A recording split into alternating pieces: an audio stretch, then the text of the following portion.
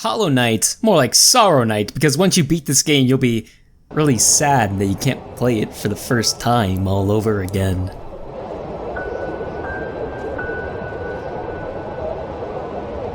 Indie games are pretty cool, however most are forgettable, but there are some that completely blow us away, whether it be telling a compelling story, challenges with intense gameplay, or just completely redefine what a video game actually is. These games are in a very select tier that is universally praised by fans, but more importantly, praised by me, and Hollow Knight is one of those games. Releasing in 2017, Hollow Knight stood atop the hill as the best Metroidvania. 5 years have passed and there have been dozens of these games trying to claim the Iron Throne. Most were made by small indie devs, but there have been some made by industry leaders in the genre. Most of these games are really fun, but Hollow Knight has ascended to being the Hollow King of all these peasants. It's that fucking good.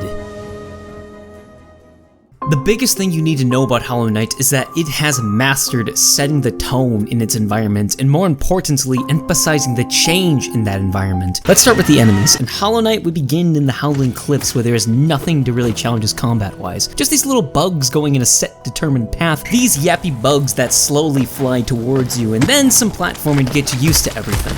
Then we get to the crossroads, where we have those same enemies, but we also have some enemies that run towards us or shoot at us. Again, nothing hyper-aggressive, but this is forcing us to jump and attack at the same time, and we are more acutely aware of the danger towards us, having us focus a little more on evading attacks rather than just thoughtlessly spamming. Then we unlock Green Path. Now we have faster enemies who like to hide themselves, keeping us on our toes as well as introducing more complicated shield enemies. The Hornet Fight, like all good boss fights, is testing us, grading whether we understand everything the game has taught us. Most of you will not pass on the first try, I sure as heck didn't, but with determination and patience, we get the dash, and now our evasion and combat tactics expand.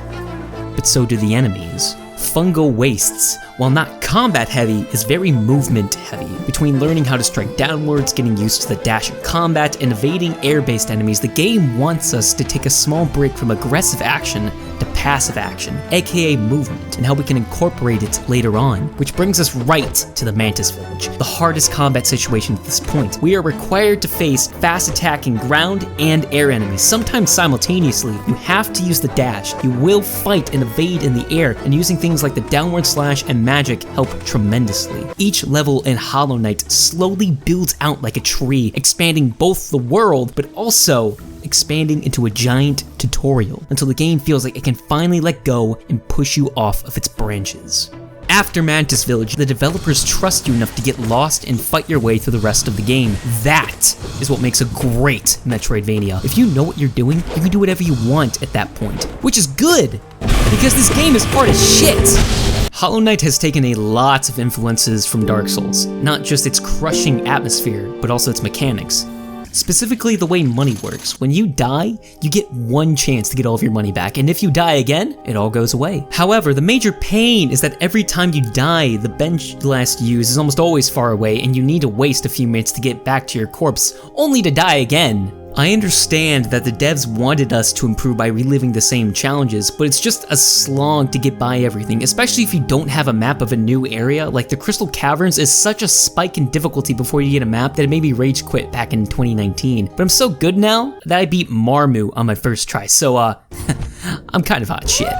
While I wouldn't say any of these bosses hit that top tier quality, the fact that these devs made over 40 unique bosses and over 150 enemies blows my goddamn mind with unique hand-drawn animations, and that same effort has been poured into the levels. The visuals in this game are jaw-dropping. Each world transitioning from one to the next is such a visual treat. I still remember back in 2017 struggling my way to the Forgotten Crossroads that made my way to the Greenlands, and the transition from that eerie blue and gray to the lush green, I was honestly speechless. But then you get stranded in Deepness, those stress hormones start pumping into your brain. Even if you're playing a video game, that fear reaches into you and leaves you in a realm of isolation and anxiety. It's amazing what top-notch visuals can do to enwrap you in a game. The City of Tears is the pinnacle of visual splendor. That same blue and gray is used not as a way of creating mystery, it instead created this sense of otherworldly sadness, like a great kingdom died, but not with a bang. but in a whimper. The rain emphasizes this as it patters along the glass as a lone choir reaches your senses, hammering in the mood. Chills run down your spine. The devs top everything off with a mesmerizing soundtrack. These soothing, mystifying, and melancholic pieces are what brings everything together into creating an atmosphere so dense, it'll sink you into an ocean of emotion. I remember working on my Elden Ring video and I was looking for some calming music and remembered this masterpiece of a soundtrack. I started on the first song and then binged the entire OST, and now I'm using it to inspire the writing for this script, just walking around the map with no combat. It's tranquil, but the best part of it is its absence. Just the sound design that again brings about that anxiety, and for a soundtrack to do that, it's simply an amazing work of art that sits quietly in your mind, ringing softly as you wish to close your eyes and lull yourself to a deep, blissful sleep. Then these guys bring out the fucking harpsichord.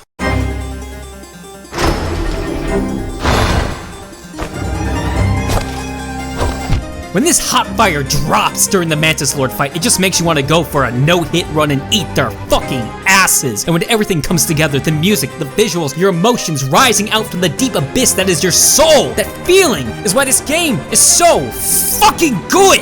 And if none of this convinces you that this wasn't a generational defining game that will influence people's views on games, then know that this triumph of an indie game is only $15. Go fucking play it!